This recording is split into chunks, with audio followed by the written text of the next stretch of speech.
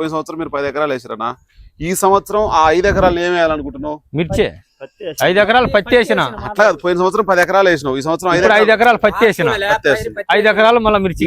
ఇంకా అందరు వేయాల పత్తి వేస్తుంటా, లేకపోతే మొక్కజొన్న కానీ, లేకపోతే మొక్కజొన్న వేయలేదు కానీ తిరుగుడు పడి అది ఊపుంటే ఆ పత్తిని కూడా జరితే మళ్ళీ మిర్చి వేస్తారు.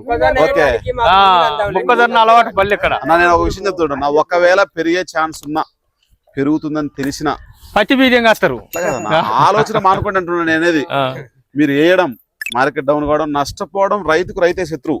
ఇప్పుడు నేనున్నా, నన్ను నాకు నారు పంపిస్తావు, నా కాడ తీసుకొసుకుంటావు, మీరు బాగుంటే కదా మేమందరం బాగుండేది. అంతేలే. 10 సంవత్సరాలు ఎప్పుడన్నా మీ ఊరికి వచ్చినా నేను, ఎందుకంటే తేడా పన్నది వ్యవస్థ అంతా మొత్తం చిన్న భిన్నమైంది. రైతు బాగుంటేనే అందరు బాగుంటారు.